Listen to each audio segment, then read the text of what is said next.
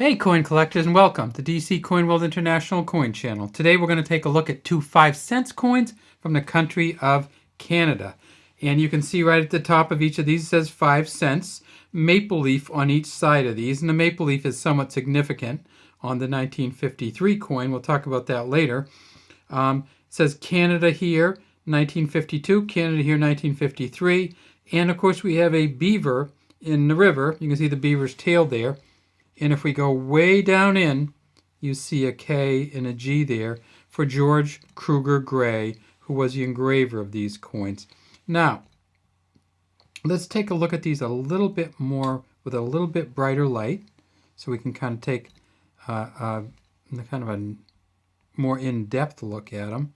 And you see that if we do that, you can actually see the hair on the beaver. You can see the whiskers. See the whiskers here. You can see kind of the hair as it goes up through the beaver tail there.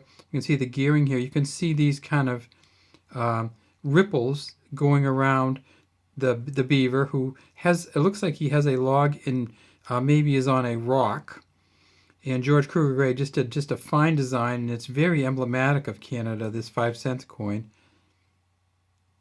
And then, of course, we have these maple leaves on each side, which is again the Canadian emblem. If we tip it up, we see that it is indeed a dodecagonal 12-sided coin with these kind of rounded edges on it. Now, there's a funny kind of shine to this, and people go, why is it so hard to light? What's the problem with this? Well, this is when they were still doing a chromium plated steel. So this is a chromium plate on a steel coin. So this is magnetic, but it has a chromium outside on it. And this one over here, of course, same thing. If we tip it up, we get... Now this one's a 1953. It's got a little bit less wear, and we can kind of see some colors kind of brighten out of there. Now, some of you have probably guessed already why we have a 1952 and a 1953, or maybe you actually read the title for the video.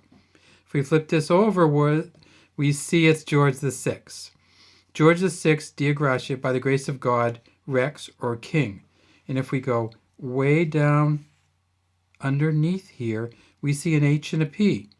Well, this coin was engraved by Thomas Humphrey Paget. Again, we have the geared outer rim on here. We have King George VI facing to the left.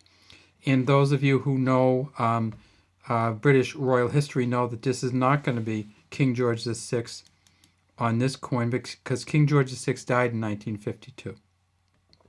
Who is it? It's Queen Elizabeth II, the first portrait, the Mary Gillick portrait.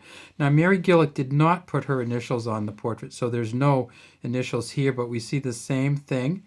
Elizabeth II, or Elizabeth II, Dea Gratia, same thing, by the grace of God. Regina. So, Latin for queen is Regina, Latin for king is Rex. And some of you are very familiar with that from the Tyrannosaurus Rex, or the king of all dinosaurs. If we tip this up, we get some really beautiful coloring on this. This is a pretty high quality coin. This one is much more worn, and that's because I bought these cheap, and this one is a little bit more expensive. If it's in this condition, a lot more expensive. So what have we got here? Well, we have a 1952 and a 1953, and we have a changing of the guard. King George VI died. Queen Elizabeth II took power. We also have these kind of weird coins, and those of you who know the modern coins know that the modern Canadian nickels are not dodecagonal, they are rounded. And let's take a look at, here's a kind of a later version, and this, you can see how they went to the rounding here from the, and this is kind of a beautiful 1963 coin. We see it says Elizabeth II, Dea Gratia. I still have it in this envelope just because I won't take it out until we do one on this itself. And when we look at this one, we see, again, just some real fine engraving on here. Look at that. If we tip it, we can get just the light here. And then, of course, there's a Kruger Gray. Now, this coin in 1963, you see it's rounded.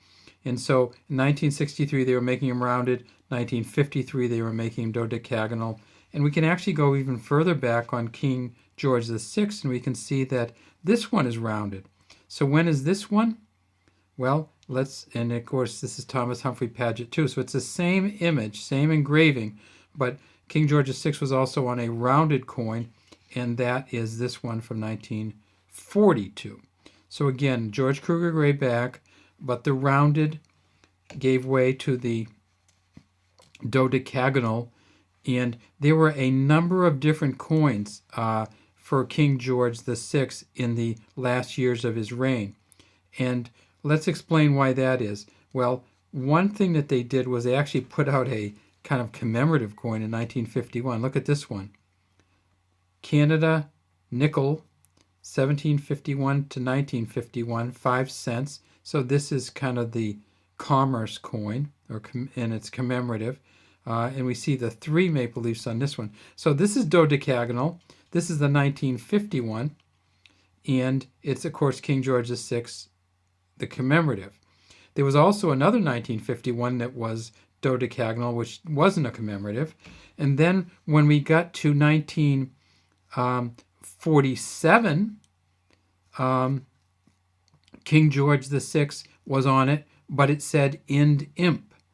Let's see if we can find what that looks like. So it used to say Ind Imp after King George VI, and that's, of course, because India was part of the United Kingdom, or Greater Britain, or Great Britain at that time. So Emperor of India, or Imperator of India, used to be on all the coins until 1947. 1948, they changed it for 48 and 49. And then in 1948, 49, and 50. And then in 1951, they came out with this coin, the dodecagonal, and they also came out with the commemorative. But 2 years into this newer coin, 1951 and 1952, King George VI died, and so then we switched over to Queen Elizabeth. Queen Elizabeth had the dodecagonal, but then they switched over to the rounded, and that's kind of all we have for that. Now, there are some specialty collectors things that you can look at on this 1953. And the 1953 coin has some value depending on how far away that leaf is from the head of the beaver. So if you want to look on either Coins in Canada, or you want to look on Numista, and they actually have some pretty good descriptions. So if you have one, they're called the first die and the second die. Well, the first die has kind of a pretty wide range here, and that's what this one is. The second die has a leaf that comes closer in. So if you put them both together, you can see them. And then the other thing that they had was, if there are no folds on the shoulder here for Queen Elizabeth, that's a different kind of coin. So what happened was when they did this, they tried to put some folds, and the folds were, of course, cloth, and it's a deeper shoulder fold, they call it. So if you're looking for this coin, there's 2 major variations. The deeper shoulder, or the heavy folds on the front, that's 2 variations on the front, and the far leaf and the close leaf on the back. And those, if you get the right one, if you get the 1953 with a fold in the shoulder and leaves really far apart, that's worth about $35 or $36 on Numista.